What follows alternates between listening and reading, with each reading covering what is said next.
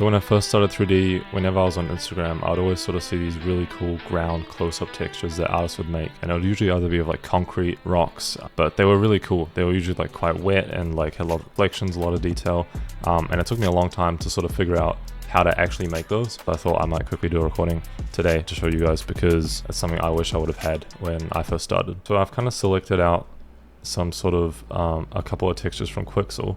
The kind of the standard, you know, albedo, roughness, normal, and then displacement, stuff like that.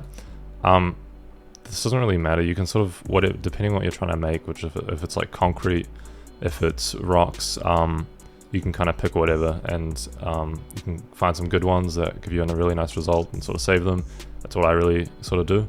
But yeah, so if we just look into rendered view, I've just sort of set up this dude on an emissive plane, just so we can sort of see what we're doing. Okay, so if I just make a material here, pretty basic, and then I'll grab, to start off with, the albedo, and this just goes into the color here. And then if you grab this and press Ctrl T, you should get a lot of like this sort of option here. If you don't have that, you have to go to preferences and then go add-ons, and then search up node wrangler. And then now if you have this enabled, when you hold over a texture and press Ctrl T, this should come up. So what I'm going to do is just use all of these here and all the transforms on the scale and tile it up. So this is essentially just repeating the texture over and over again on this, depending on what the value is in this number field. So now we have this, but it's looking kind of flat, kind of boring. So I'll grab this roughness map. These are grunge maps, so if you just look on Quixel and search up grunge, you should get a bunch of these. These are the ones I have downloaded. Yeah, so I'll then take this and put it into here. So we're just saying that this texture will also get the tiling. We'll plug this into here. So this is out of the box, kind of looking pretty cool already, but I think we can make it look even cooler. So if we go Shift A, search, and then for color ramp, place this down, and this is pretty much, we can control, if we slide this up, you'll see it gets more rough. So we're adding more white values to our texture. And then if we put the black one up, we're adding more black values. And because this is using roughness and not glossiness, the more black there is, the more reflective it is, and the more white there is, the less reflective. So what I'm going to do is sort of clamp these values a bit, because I think we kind of want a variation, right? Which is like some patchy parts of the sort of rough part, but then we also want that reflection to come through.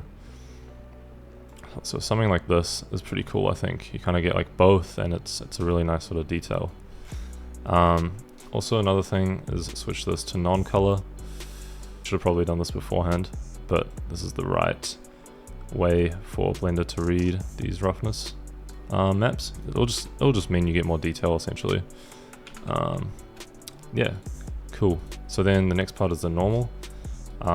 Normal, it's already brung in as non-color, but if it's not, you just want to switch it to non-color, and then plug that in here.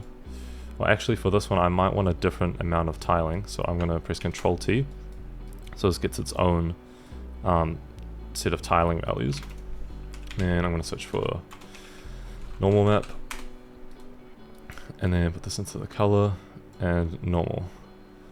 So as you can see, we kind of get this fake sort of bump detail, but the problem is now all our reflections are sort of gone, which kind of sucks if we want those. So what I'm going to do is I'm going to make some room over here, and then I'm going to use the output of this roughness map that we have, which has those nice sort of, that does the reflection, so it has the non-reflective parts and reflective parts, and put this into the strength. We're essentially telling the normal map where to add the normal map, and then where the black parts are to leave it reflective. So I think we can control this a bit more. So we can add another color ramp in between here to readjust those values. I think we want to add a bit more normal here. You can kind of play around with this. Depending on your texture, it'll be a bit different. So, but yeah, as you can see, the result we're already getting is super nice. And like, to be honest, if you're making like a city scene, this is pretty good already. Like, this will take you pretty far, and I'd even leave it here a lot of the time. What we can do as well, we can also add displacement. I personally don't really recommend this because it's quite heavy, and I don't think a lot of the time the performance cost is worth, you know, there's other ways around it, just using this technique. If you want to go more advanced with it, you can also, for example, add a mix color, and then, you know, add a, if we grab a different rock texture, let's say this is another rock texture for now, and plug this in, and then mix here, and this will kind of be mixing between this, just so we get more variation. Obviously, we don't want it to be a flat sort of mix, because this is essentially like, you know, just blending them as one image together. So we can grab this and put it into the factor. So we're essentially mixing these two images together, based on the roughness. And then if we grab some curves, we just do some color adjustments.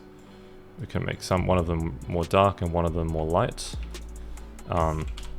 Again, this will depend on your texture, but you can get a lot of control this way. And then we get another color ramp. We can readjust those values for what we want.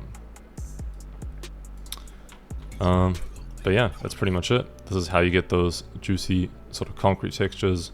This also works for rock textures. I kind of use the same techniques for everything. Yeah, I hope that helps.